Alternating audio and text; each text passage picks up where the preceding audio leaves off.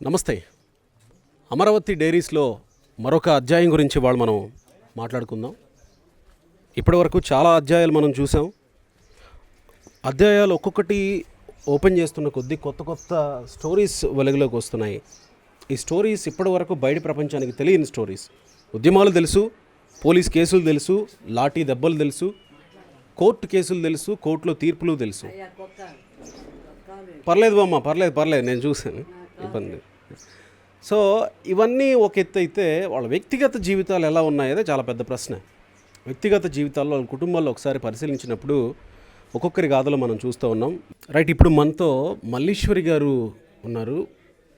ఎవరిని అడిగినా కానీ మల్లీశ్వరి గారి జీవితంలో జరిగినటువంటి లేకపోతే వాళ్ళ కుటుంబంలో జరిగినటువంటి ఆ యథార్థ గాథ విన్నటువంటి వాళ్ళు కదిలిపోతున్నటువంటి పరిస్థితి. మల్లీశ్వరి గారి మాటల్లో తెలుసుకుందాం, ఏం జరిగింది అసలు, ఎందుకు జరగాల్సి వచ్చింది తెలుసుకుందాం. మల్లీశ్వరి గారు నమస్తే అమ్మా.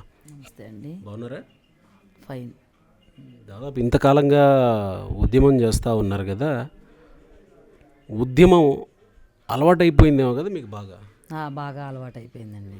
ఇంతకుముందు ఇలాంటి ఉద్యమాలు, కోర్టు కేసులు, పోలీస్ స్టేషన్లకు వెళ్ళడాలు ఇలాంటివి ఏమన్నా కనీసం దురదృష్టవశాత్తు అన్న ఎప్పుడన్నా వెళ్ళిన పరిస్థితి? అసలు ఎప్పుడు మాకు తెలియదండి. బస్సు ఎక్కడానికి కూడా పక్క ఊరు వెళ్ళాలంటే సెంటర్కి వచ్చి బస్సు ఎక్కాలన్నా కూడా నలుగురు మగాళ్ళు ఉంటే సిగ్గుపడి మేము బస్సు ఎక్కమండి. వాళ్ళు వెళ్ళిపోతే బాగుండు, బస్సు వస్తే తొందరగా బస్సు వస్తే బాగుండు అనుకుంటామండి, తొందరగా ఎక్కి వెళ్ళిపోవడానికి. అలాంటిది మీరు పోలీస్ స్టేషన్లు అన్నారు. అసలు ఆ పోలీస్ స్టేషన్ రీల్గా కూడా మేము ఎప్పుడూ చూడలేదండి. ఆ టీవీల్లో సీరియల్లో మీరు చూపిస్తుంటారు కదా, ఆ పోలీస్ స్టేషన్లో మాకు తెలియదు. ఉద్యమాలు అంటారా, అసలు ఆ ఉద్యమాలు జరుగుతున్నాయి అని కూడా మాకు తెలియదు. ఇప్పుడు ఏపీ ఆంధ్ర కలిసి ఉన్నప్పుడు కూడా ఏదో తెలంగాణలో ఉద్యమం జరుగుతుంది అనేవాళ్ళు టీవీలో చూసేవాళ్ళని తప్పితే దాని గురించి అంతగా స్పందించింది లేదు. అసలు ప్రత్యేకంగా ఉద్యమాలు చూసిన నేపథ్యమూ లేదు మాకు. ఎక్కడ మీకు ఇంత స్ఫూర్తి ఎక్కడి నుంచి వచ్చింది? మీరు దాదాపు 1000 రోజులు అవుతుంది కదా, దగ్గర 855 రోజులండి వాళ్ళకి. ఈ రోజుకి ఇంకా కొనసాగే అవకాశం ఉంది కదా, శిబిరాలు ఏమో అట్టే కొనసాగుతూ ఉన్నాయి, ప్రతిరోజు కూర్చుంటా ఉన్నారు. ఈ స్ఫూర్తి ఎక్కడి నుంచి వచ్చింది మీకు? స్ఫూర్తి అండి ఒక బాధలో నుంచి, మనసులో నుంచి వచ్చింది. తాత ముత్తాతల తరాల నుంచి వస్తున్న ఆస్తులు మాకు అసలు తెలియదు, ఎవరు సంపాదించారు, ఎక్కడి నుంచి వచ్చినాయో. వాటిని కంటిన్యూగా పొలాలు పైర్లేసి పండించుకోవడం, అలా కంటిన్యూగా వారసత్వ సంపదగా వచ్చిన ఆస్తులండి మావి. ఆ ఆస్తుల్ని మరి రాజధానిని రాష్ట్రంగా ఉండకూడదని ఒక ముఖ్యమంత్రిగా ఒక గెలిచి రాష్ట్రాన్ని విడగొట్టి అతను వచ్చి చెట్టు కింద కుర్చీ వేసుకొని కూర్చొని పరిపాలన చేస్తూ ఉండి మీరు భూములు ఇవ్వండి అమ్మా అంటే చాలా కష్టం అనిపించింది. మరి వెనకటి నుంచి వస్తున్న ఆస్తులు, భూములు మనం ఇవ్వటం ఏంటి, 3 పంటలు పండే భూములు అని చాలా బాధేసింది. ఆయన అడిగారు భూములు ఇవ్వండి, మరి రాజధాని లేని రాష్ట్రంగా ఉండకూడదు, మరి మనది చిన్న రాష్ట్రము, మరి విడగొట్టారు, మీరు భూములు ఇస్తే అన్ని ప్రాంతాలకి మధ్య ఉంది, ఇక్కడ పక్కన కృష్ణానది ఉంది, భావితరాల భవిష్యత్తు బాగుంటుంది, మన బిడ్డల భవిష్యత్తు బాగుంటుంది. ఎక్కడో మన పిల్లలు చదువుకొని విదేశాలు వెళ్ళి మరి బాత్రూమ్లు అడిగే పరిస్థితి రాకుండా ఎంతోమంది పిల్లలు మరి విదేశాలు వెళ్ళి చేస్తుంది. అదే కదండి, పెద్ద చదువులు చదువుకొని మన పిల్లలు మన కళ్ళ ముందే ఉంటారు, మన పిల్లలు మన కాలేజీల్లోనే చదువుకుంటారు. అందరికీ కూడా రాష్ట్రంలో ఎక్కడైనా మన రాష్ట్రమే కాక పక్క రాష్ట్రాలు ఉన్న పిల్లలు కూడా ఇక్కడికి వచ్చి చదువుకుంటారు, బాగుంటుంది. ఇదంతా సభలు పెట్టి ఒక చోట చెప్పారా, లేకపోతే ఇంటింటికి వచ్చి మిమ్మల్ని కన్విన్స్ చేశారా? ఇలాంటి మా మగవాళ్ళకి చెప్పారండి. అప్పుడు మేము ఇళ్లలో నుంచి బయటికి రాని ఆడవాళ్ళం కదండి, మా మగవాళ్ళకి చెప్పారు. అయినా వీళ్ళు విన్నారే తప్ప వాళ్ళు అడగగానే వీళ్ళు భూములు ఇవ్వలేదండి. ఆలోచించి ఇంకా చాలా నెలలు ఆలోచించడం సరిపోయింది. ఇద్దామా ఇంటికి వచ్చి మీతో ఏమన్నా చర్చించేవాళ్ళ? ఇట్లా ఐఏఎస్ అధికారులు ఉన్నారు కదండి, వాళ్ళు మనకి ఏంటంటే పెద్దగా చదువులు నేపథ్యం కూడా కాదు, అమరావతి గ్రామాలు వ్యవసాయమే నేపథ్యంగా బ్రతుకుతున్నారు అక్కడ, రైతులు కూలీలు. ఇప్పుడు జనరేషన్లో పిల్లల్ని చదివించుకున్నారు. వాళ్ళు చెప్తున్నారు, ఇని వస్తున్నారు, బాధపడుతున్నారు. భూములు ఇస్తే ఏంటి, మరి మనం ఏం చేయాలి, మన పిల్లలు ఏంటి, ఎలా? అదే నేను అంటుంది అదే. ఇప్పుడు మీ వారు వెళ్ళి అక్కడ మీటింగ్లో విని వస్తారు, వాళ్ళు ఏం చెప్తారో ఇంటికి వచ్చి చర్చించి మీతో చెప్తున్నప్పుడు ఇంట్లో పిల్లలు కానీ మీరు కానీ ఎలాంటి చర్చలు చేసుకునేవారు? అంటే భవిష్యత్తు ఎలా ఉంటుంది అనుకునేవాళ్ళు? బాధేసేదండి. పిల్లలు అనేవాళ్ళని మేము ఎక్కడికో వెళ్ళి చదువుకుంటాం కదా, మా ఇక్కడే చదువుకుంటారు, ఇక్కడే ఉద్యోగాలు వస్తాయి, మాకు కూడా ఇక్కడే ఉద్యోగాలు వస్తాయి, ఇవన్నీ ఇంట్లో డిస్కషన్ చేసుకునేవాళ్ళం అండి. మరి గెలిచి వచ్చి మరి ఎవరైనా ఒక ప్రభుత్వం ఎప్పుడూ ఉండదండి. రాష్ట్రం మరి రాజధాని లేదు, చెట్టు కింద పరిపాలన చేసుకుంటున్నారు. మనం కావాలని అడగట్లేదు, వాళ్ళే వచ్చి అడుగుతున్నారు ఇక్కడ అన్ని సౌకర్యాలు ఉన్నాయని. ఇవ్వాల్సిందే మన భూములు. మరి మన భూములు ఇస్తే ఎలా బతకాలి ఏంటంటే పరిశ్రమలు ఇక్కడికి వస్తాయి, అన్ని ఆఫీసులు ఇక్కడికి వస్తాయి. మీకు ఎకరం భూమి మీరు ఇస్తే 75 సెంటు ప్రభుత్వానికి ఇవ్వాల్సి ఉంది, 25 సెంటు మీకే ఇస్తాం మీ భూమిని. అదే ఇవన్నీ వాళ్ళు చెప్పినవే, ఇవన్నీ జనాలకు తెలిసిన. నేను ఏమంటున్నానంటే ఇవన్నీ తెలిసినవే, వాళ్ళు చెప్పారు, మీరు విన్నారు. మీ ఇంట్లో ఎలాంటి డిస్కషన్ జరిగింది? మీ పిల్లలు ఒప్పుకున్నారా? మీ వారు మీతో మాట్లాడినప్పుడు సరే ఇద్దాంలే అని అనుకున్నారా? లేకపోతే అందరితో పాటు మనం అనుకున్నారా? లేకపోతే అట్లా కాదు, మనకు పంట పండుతుంది కదా, ఇది ఇచ్చేస్తే మన భవిష్యత్తు ఏం కావాలని ఏమన్నా ఆందోళన అప్పట్లోనే ఏమన్నా ఉండిందా?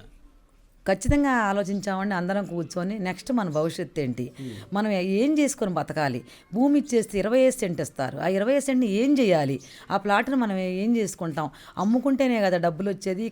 ఇక నెక్స్ట్ జనరేషన్కి మనం ఏమీ ఇవ్వలేం కదా మన ఆస్తుల్ని, ఇక మనకి ఇక్కడ ఏముంది అని చాలా బాగా డిస్కషన్ జరిగిందండి. దీని మీద చాలా బాధపడ్డాము, ఏడ్చుకున్నాము.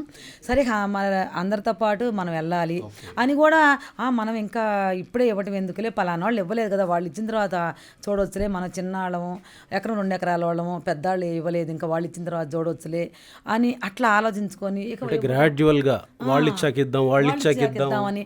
అసలు యాక్చువల్గా నిజం చెప్పాలంటే చిన్నాళ్లే ముందు ఇచ్చారండి, చాలా చక్కగా ధైర్యంగా. మరి వాళ్ళు చెప్పడమే కానండి, అధికారులు ప్రభుత్వాన్ని నమ్మి కానివ్వండి, మనకు అన్యాయం జరగదులే అని చెప్పి మనం చూడకపోయినా రాజధాని ముందు తరాల వాళ్ళకి మనం త్యాగం చేసినట్టు అవుద్ది కదా, మనం కోల్పోయినా అని అట్లా ఆలోచించి కూడా చాలామంది ఒక అండర్స్టాండింగ్కి వచ్చిన తర్వాతే ఒకళ్ళు ఇచ్చారు, వాళ్ళు ఇచ్చారు, ఆ బజార్ను వాళ్ళు ఇచ్చారంటే వీళ్ళు ఇవ్వలేదంట అని ఆలోచించి అట్లా ఇవ్వటమే 2 సంవత్సరాలన్నర పట్టిందండి. ఇవ్వటమే 2 ఏళ్ళు పట్టింది.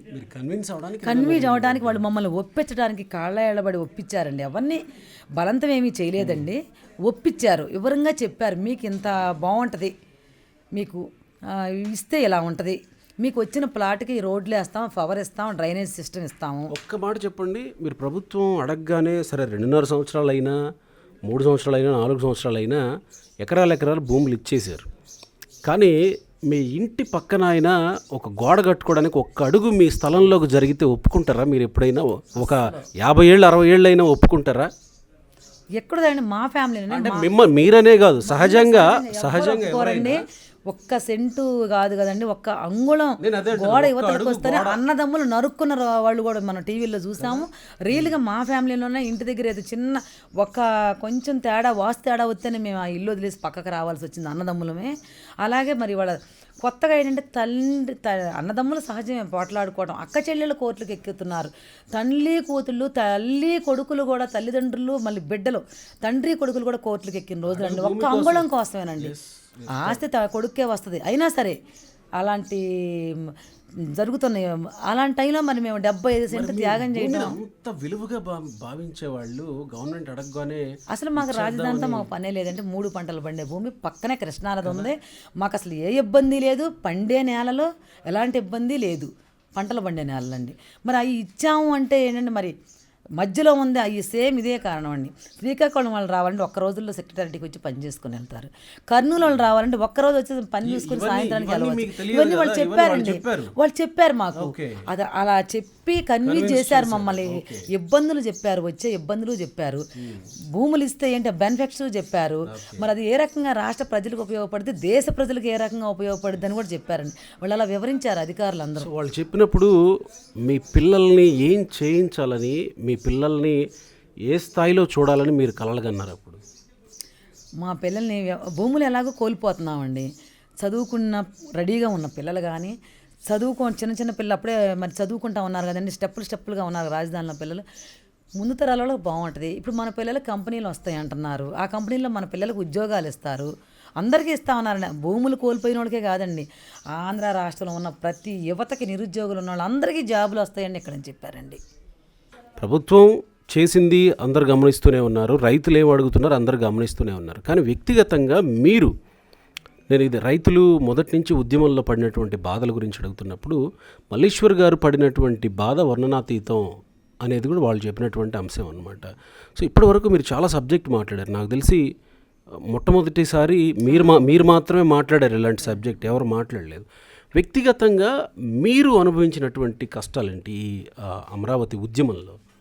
ఓకేనండి, ఆ రోడ్ల మీద కూర్చున్నాం కదండి. 2 రోజులు ఉన్న తర్వాత మా అమ్మాయి వచ్చిందండి. మా అమ్మాయి మ్యారేజ్ ఎప్పుడు చేశారు మ్యారేజ్? అంతకుముందు 1 year అయిపోయింది. రాజధాని వచ్చాకనా? రాజధాని అప్పటికి అదే అటు ఇటుగా ఉందండి, ఇక్కడే పెడతారన్నట్టుగా. అదే అంతేలేండి, ఆ ముందే ఓకే.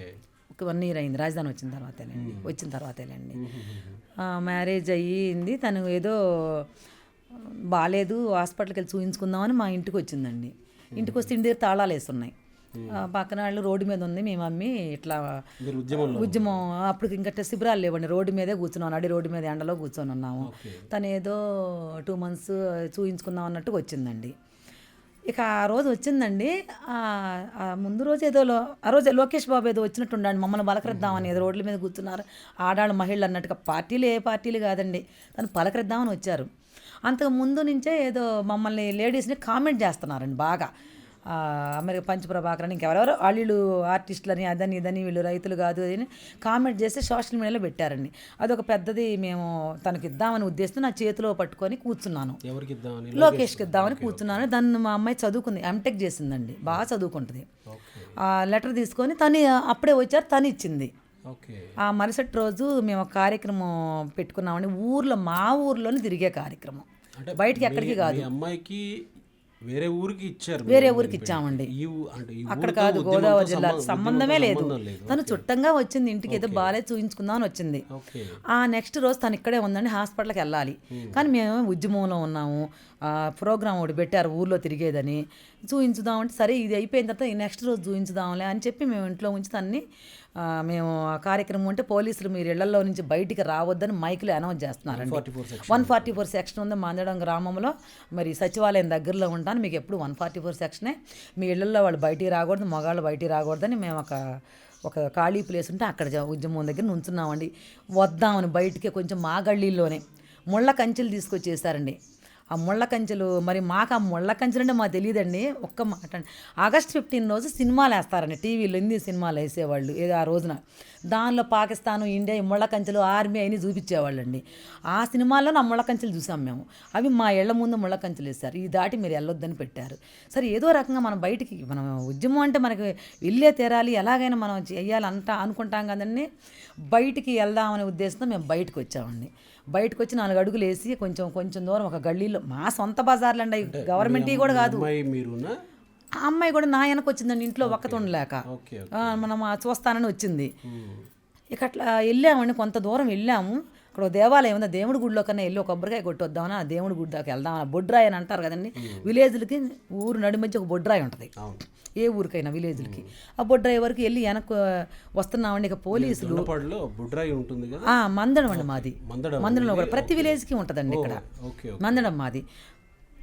ఏం చేస్తారండి, బస్సులు పెట్టి వాళ్ళు వద్దన్నా మేము బయటకు వచ్చామని ఉద్దేశంతో వాళ్ళని డిస్టర్బ్ చేయలేదు, ఒక పోస్టర్ దించలేదు, ఒక బస్సు మీద రాయేయలేదు, పబ్లిక్ ఎలాంటి నష్టమో జరగలేదు. అవి ప్రైవేటు బజార్లు, లోపల మెయిన్ బజార్ కూడా కాదు, లోపల గల్లీలు అంటారు చూడండి, అలా ఆ గల్లీలో మేము చేసామని చెప్పి బయటకు వచ్చామని చెప్పి డిఎస్పి నా భర్తని నా కళ్ళ ముందే, అసలు ఆయన ఏమీ చేయరండి, వచ్చి సైలెంట్గా కుర్చీలో కూర్చున్నారు. నేను కొంచెం యాక్టివ్గా పాల్గొంటాను. ఆయన షర్టు కాలర్ పట్టుకొని ఈడ్చుకెళ్ళాడండి. అప్పటికే గొడవ అవుతుంది, ఆడాళ్ళని లాగే ఎత్తేస్తున్నారు. నా కళ్ళ ముందే జరిగింది ఇది. ఆయన ఈడ్చుకెళ్తుంటే మా అమ్మాయి, మా డాడీ ఏం చేశాడు, మా డాడీ అసలు కుర్చీలో కూర్చుని లాక్కెళ్తున్నారేంటి అని వాళ్ళ డాడీని లాగుతుందండి. వద్దు, మా డాడీని తీసుకెళ్ళొద్దని లాగుతుంది. నా కళ్ళ ముందే అండి ఆయన్ని కొట్టి వ్యాన్ ఎక్కిచ్చారు, మా అమ్మాయిని కింద పడేసి బూట్ కాళ్ళతో తొక్కారు. నా కళ్ళ ముందే జరిగింది అది. ఎంత బాధగా ఉంటుందండి. మగాళ్ళేనా అండి, పోలీసులు, డిఎస్పీనే తొక్కాడు. డిఎస్పీ పోలీసులు గార్డులు ఉంటారు చూడండి, వాళ్ళ పక్కన వాళ్ళే తొక్కారండి. మీరు విజువల్స్ అన్ని ఛానళ్ళు కూడా ప్రసారం చేసినవి, విదేశాలలో కూడా దీన్ని ఫుల్గా వాళ్ళు కూడా వాళ్ళ మీడియాలో ప్రచారం చేశారండి. నా కళ్ళ ముందే తొక్కారండి. తను బాగోలేదు చూయించుకోవడానికి వచ్చింది కానీ 2 months అనుకొని వచ్చిందండి, చూయించుదామని. ఇంకా కన్ఫామ్ అవ్వలే, వెళ్దాం అనుకొని వచ్చింది. అలాంటి ఆ పిల్లని బూటు కాళ్ళతో కింద పడేసి తొక్కారండి నా కళ్ళ ముందు. ఆయన తీసుకెళ్ళి వ్యాన్లో వేశారు. అయినా నిస్సహాయత, లాగలేని పరిస్థితి. ఆయన్నే లాగనా, ఈ కింద పడ్డ అమ్మాయినే ఫైట్ చేయనా. మీరు మాత్రమే ఉన్నారా మీ ఇంటి అందరూ ఉన్నారండి, అందరూ మా వాళ్ళు అందరూ ఉన్నారండి. వాళ్ళు లాగుతున్నారు. మా అత్తగారు వీళ్ళందరూ మా రిలేటివ్స్ ఉన్నారండి, అందములో. మళ్ళీ ఉద్యమం చేసేవాళ్ళు ఉన్నారు. గజిబిజి గందరగోళంగా ఉందండి. అసలు అక్కడ ఎలా ఉందంటే పోలీసులను చూసి మా మగాళ్ళు పారిపోతున్నారండి. కొంతమంది గోడలు దుగ్గొడు పారిపోతున్నారు. ఒక్కొక్కరిని లాఠీ తీసుకుని ఎంత కొట్టారండి, యువతని ఎట్ట కొట్టారండి ఆ రోజున. భూములు కోల్పోయింది, భూములు మేము చేసిన పాపమా, మా పిల్లలు మా కళ్ళ ముందే కొట్టారండి, మా వాళ్ళ పిల్లల్ని అక్కడ కొట్టారు. వాళ్ళు పైకి గోడ దిగుతుంటే కాళ్ళ మీద పెట్టి లాఠీలు పెట్టి ఏ రకంగా కొట్టారు. లాక్కొచ్చి ఈడ్చుకొచ్చి మా కళ్ళ ముందు ఆ విజువల్స్ ఉన్నాయండి. మేము చెప్పే దాంట్లో ఎక్కడా కూడా ఇంత కూడా అబద్ధం లేదు. మీరు కళ్ళ ముందు మీకు తెలుస్తుంది. ఆ విజువల్స్ అన్నీ ఉన్నాయి, సీడీలో మీ వీడియోలు ఉన్నాయి. మీరు చూడండి ఎలా లాక్కెళ్ళారో, ఎలా బస్సులు ఎక్కించుకెళ్ళిపోయారండి. ప్రజల్లో జరుగుతున్నటువంటి చర్చలు వేరు కదా. రాజధాని గ్రామాల్లో పరిస్థితులు వాళ్ళు చాలా సుఖంగా జీవిస్తున్నారు అనుకునేటువంటి పరిస్థితులు ఉన్నాయి. సో ప్రజలకి ఏం చెప్తారు మా తెలుగు వన్ అమరావతి డైరీస్ ద్వారా? ప్రజలందరూ కూడా అర్థం చేసుకోవాలండి. రాజధానిలో ప్రజల కోసమే కాదు మేము భూములు త్యాగం చేసింది, రాష్ట్రాన్ని త్యాగం చేసాం. మేము ఆర్టిస్టులము కాదు, రైతులమి, 100% రైతులమి. అందరికీ తెలుసు, అది ఆల్రెడీ మీరు తెలుసుకున్నారు. అలాగే మేము ఎప్పుడు కూడా రాజధాని ఇక్కడ పెట్టమని మేము అడగలేదు. ప్రభుత్వమే వచ్చి అన్ని ప్రాంతాల మధ్య ఉందని వాళ్ళు పెట్టారు. అలాగే వాళ్ళ రాజధాని పరిస్థితి వాళ్ళ పెద్దవాళ్ళ దగ్గర నుంచి పిల్లల దగ్గర నుంచి ప్రతి ఒక్కళ్ళు బాధపడుతున్నారు. ప్రతి ఒక్కళ్ళు ఓపిక లేకపోయినా శిబిరాల్లో కూర్చొని ఉద్యమాలు చేస్తున్నారని ఎంత కష్టపడుతున్నారంటే మా పిల్లలు కాదండి, మన పిల్లల భవిష్యత్తు పాడైపోయింది. మన పిల్లలు ఇక్కడ చదువుకొని ఎక్కడికో వెళ్ళి విదేశాలు వెళ్ళి మన కళ్ళ ముందు లేకుండా ఉద్యోగాలు చేసుకుంటా అక్కడ బతికి అక్కడ తినక బ్రెడ్ ముక్కలు తిని బతుకుతున్నారు. ఏం చేస్తున్నాడో తెలియదు. మరి ఏ బాత్రూమ్లు గడుగుతున్నాడో, ఎక్కడ బాయ్స్గా వర్క్ చేస్తున్నారో, హోటల్లో సర్వర్గా చేస్తున్నారో మనకు తెలియదు. ఫ్లైట్లో దిగి వస్తుంటే మా అబ్బాయి పలానా చోట చేస్తున్నాడని గర్వంగా చెప్పుకుంటాం. వాళ్ళు పడే బాధలు చాలా ఉంటాయి. అలాంటివన్నీ పడకుండా మన దేశంలోనే, మన రాష్ట్రంలోనే అన్ని కంపెనీలు రావాలి, అందరూ ఇక్కడే ఉండాలనే ఉద్దేశంతో మేము భూములు త్యాగం చేసాం. మా పరిస్థితి అర్థం చేసుకొని ప్రతి ఒక్కళ్ళు కూడా మాతో కలిసి రావాలని, ఉద్యమానికైనా మాకు అమరావతి రైతులుగా తోడుండాలని చెప్పి మేము అందరినీ కూడా కోరుకుంటున్నామండి. వాళ్ళ ప్రభుత్వం ఒక విష ప్రచారం చేస్తుంది. అక్కడ రైతులు లేరు, అది మరి ముంపు ప్రాంతం అని, ఎడారి శ్మశానం అని. అవేవి కాదని మీ అందరికీ తెలిసిపోయింది. అవన్నీ మేము అన్ని చేస్తూనే ఉన్నాం, అవన్నీ చూపిస్తూనే మా కష్టాన్ని మీరు ఒక్కటే అండి. మీరు 1 సెంటు నేల వదులుకుంటారా, 1 గజం నేల వదులుకుంటారా? ఎక్కడైనా కూడా మాట్లాడేవాళ్ళు ఎవరైనా సరే 1 అంగుళం గోడ యువతలకు గడితేనే అన్నదమ్ములు నరుక్కుంటారు. అక్క చెల్లెలు కోర్టులకు వెళ్తారు, తల్లి కూతురు కూడా కోర్టులకు వెళ్ళిన వాళ్ళు చాలామందిని మేము చూస్తున్నామండి. మరి వాళ్ళు మేము చేసింది పెద్ద త్యాగమే కదా. అదంతా మీరు అర్థం చేసుకున్నారు. మీరు మాకు సపోర్ట్గా ఉన్నారు కాబట్టే రాష్ట్ర ప్రజలందరూ కూడా 2.5 సంవత్సరాల నుంచి మేము ఉద్యమం, ఇవాళ 855 రోజులకి ఉద్యమం జరుగుతూనే ఉంది, పోరాడుతూనే ఉంటామండి. ఖచ్చితంగా వెనక్కి తగ్గేదే లేదు. మా 170 మంది రైతులు చనిపోయారు. మా గొంతులో ఊపిరినంత వరకు, మా చివరి శ్వాస వరకు కూడా అమరావతి కోసమే, రాష్ట్ర ప్రజల కోసం, రాజధాని కోసం మేము ఖచ్చితంగా పోరాడుతూనే ఉంటాం. వెనక్కి తగ్గేదే లేదు.